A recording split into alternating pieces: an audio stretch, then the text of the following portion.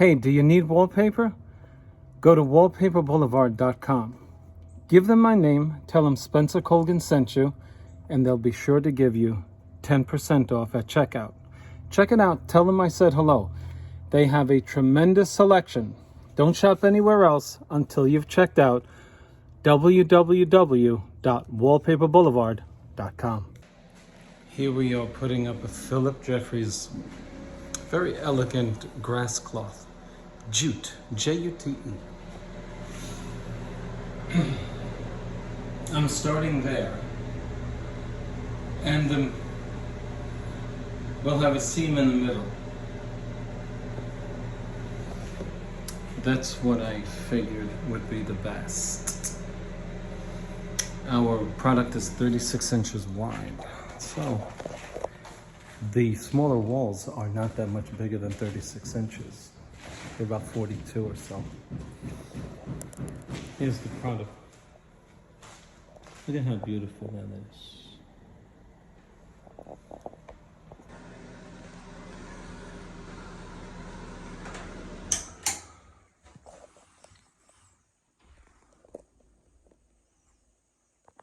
When we establish our corner, we want to make sure that we don't alter our fixed edge, which is this side. So when we're establishing our corner, we want to take the wall covering from this, the floating side, into the corner. Okay? Now, to cut around a light fixture, many of you are going to say, just take the light fixture down. And a few years ago, I would say, yeah, why not? Absolutely. I am not an electrician, and my insurance company will not indemnify me for work I do for which I'm not licensed. So you could take it down, but you have to tell the customer to put it back up, unless you want to take the chance. I don't. I'm not a gambler anymore. I've met too many customers that are not very nice. Now, the gentleman for whom I'm working is wonderful, but you have to make it a rule. I take it down sometimes, but I ask the customer as a general rule, you have to put it back up yourself. So what do you do? And believe me, you can have liability. You don't connect this right, you don't. It can be an issue. And you know what? No, thank you. So in that case, let me show you what I'm doing. You need your scissors. You see the outline the light is making around this round object? You want to clip the wall covering just to that edge. I know it's easier to take it off. I know it is. You take it off.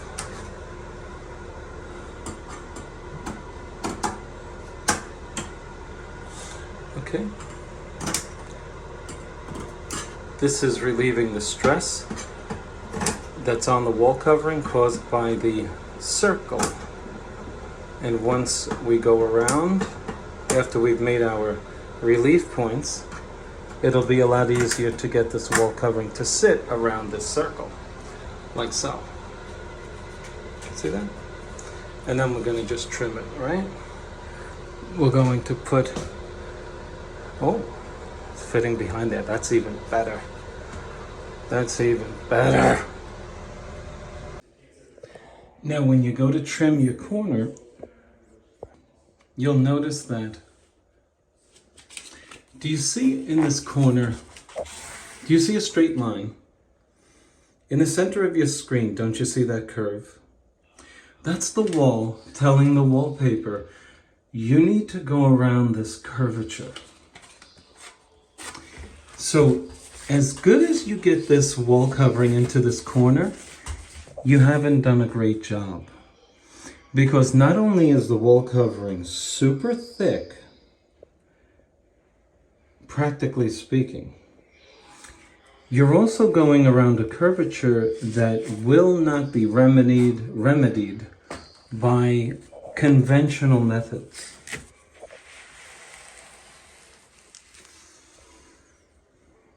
What I mean is, if you cut it the way I've shown you in other videos, you're going to have a white gap there.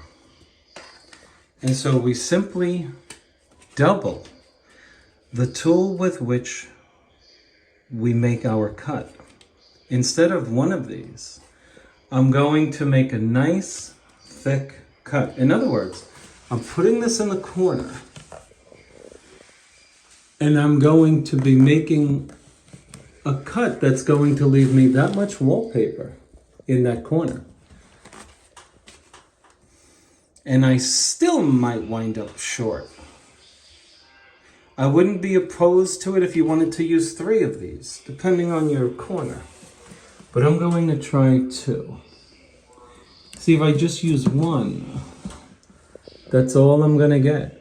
If I put my knife over here, that's all I'm going to get. So I double it up so I get more wallpaper in that corner. I've made my cut. Take a look at the wall covering on this side of the cut. See how it's thinner in some areas and thicker in others. You see that? That's the corner dictating how much and how little is being cut. And so, as the corner goes in and out, my cut gets wider and thinner. You'd rather have it wider than thinner. When we finally get it cut, we can now, you see how it goes in and out there? See in the middle of your screen what I was showing you before? Now I have a nice amount of wall covering in the corner over which I can place my forward piece. There's no white gap. Okay? You don't want that. My wall is not straight, so we have to adjust. Okay?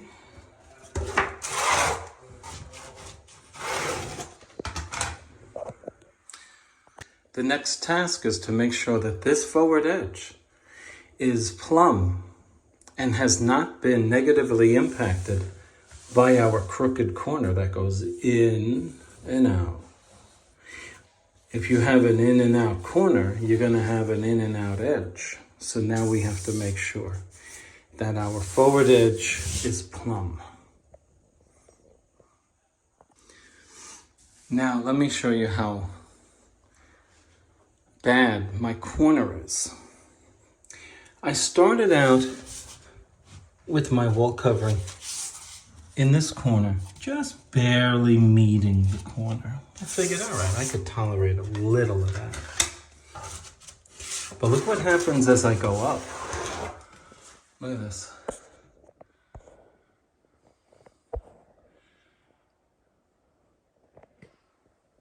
What you're looking at there, that's that's this sheet overlapping onto this. Because if this is straight, whatever hangs over the corner means that the corner is off that much. Let me bring you up there to show you how bad it is. Folks, that's 1 3/4 inches at the top there. That's how bad it's off. This just meets it. What were these guys doing when they made this wall, huh? Probably drinking some potables. Oh. So we're just going to trim this gently.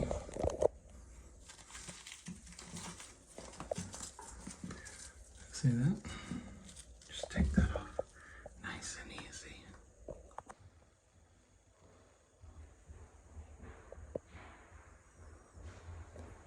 So we want to keep the factory edge up against this, not my cut edge up against this, even though it's nice and straight.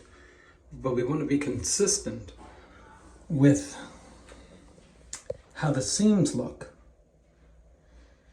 So if I go nice and fancy and sharp, well, our seams are not nice, fancy, and sharp. The Grasscloth seams. So we want to be consistent with the style. So I trim down the edge. And here's my piece. Let's put the other piece on.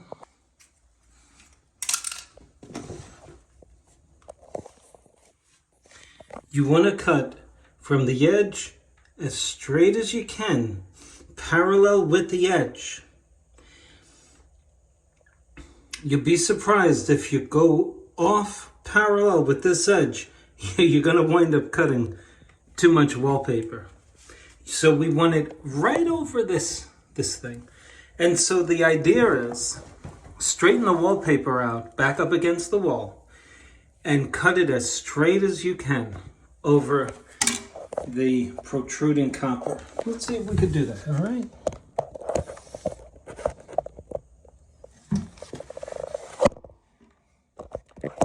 Well, that wasn't good.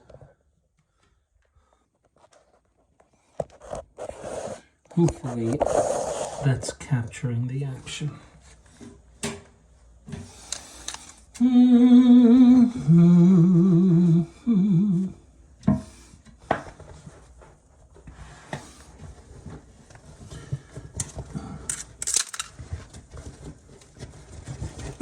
Did I ever tell you how I started hanging wallpaper? Let me do that. I'll do that for you. Hold on a second. You know what? I might opt to just use the razor blade. Oh man. This is a grand pain, let me tell you. I need a helper, but you know what a helper cost in America today? They want $20 an hour. And they don't know how to clean out rags. They don't.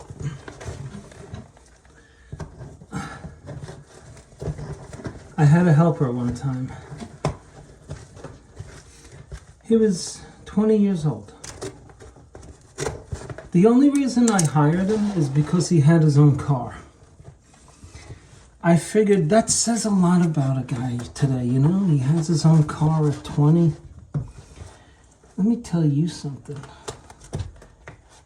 I had him on a job. I didn't go straight, but it doesn't matter yet. So I get him on the job. I said, I need this rag. So I hand him a rag that needs to be cleaned out. He hands me the rag back, dripping wet. And I said, what are you doing? You said you needed the rag. That's what he said.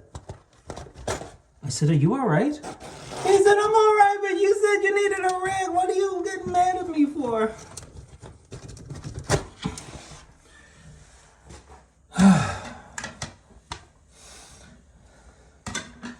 Needless to say, he was the last guy I hired until I met, let's just call him Mikhail. Mikhail told me, I'm not a maid. That's what he told me. His wallpaper, I hired him to do a social room. He hangs the paper. I said, hey buddy, there's glue all over the floor, all over the wallpaper. He said, I'm not a maid. That's what he said. He's not a maid. You told me you wanted a ring. He sounded like one of the people on Sesame Street. I forget the character. It's been a long time. I said, what's wrong with you? Nothing, you get mad at me.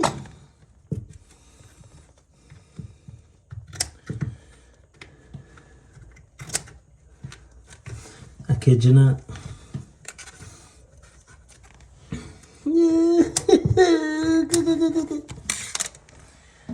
And then, you know, I'm wondering, is it me, you know? I tend to be a little bit, you know, I tend to be a little hard. I realize that. I hope you guys are seeing all of this. You said you needed a rag. I said I do need a rag. Why is it dripping wet? You said you needed a rag. I called the guy's father. Because I met him. Well, I don't want to say where I met him because I don't want him, just in case he's watching. But, you know, this guy, 20 years old. Let me see if you got that. What do you think? So far?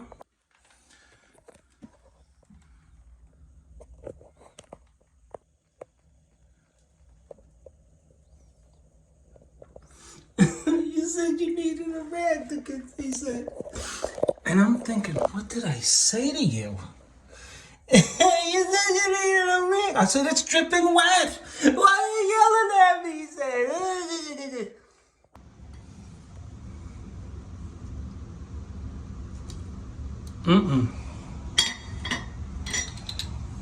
Oh, yeah. Metal is too hard for grass. Nice and easy. Nice and easy. So I've come all the way around. And now, this is still wet. I'm going to put this piece on, bring it over, and end it somewhere in the middle. Okay? And that'll be the end of it. Okay, so you can see this sheet and this sheet are overlapped, and I'm going to join them by creating a seam, doing what I would call a fake out, but there's no pattern here. The only caveat is you want to make it half of this and half of this one so it doesn't look weird. Okay, let's do it. Okay, so after cutting through my double line, let's remove our underlap.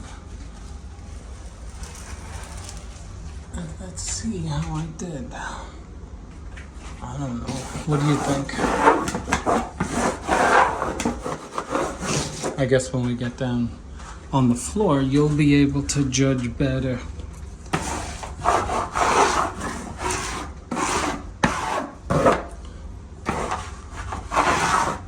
Let's clean it up.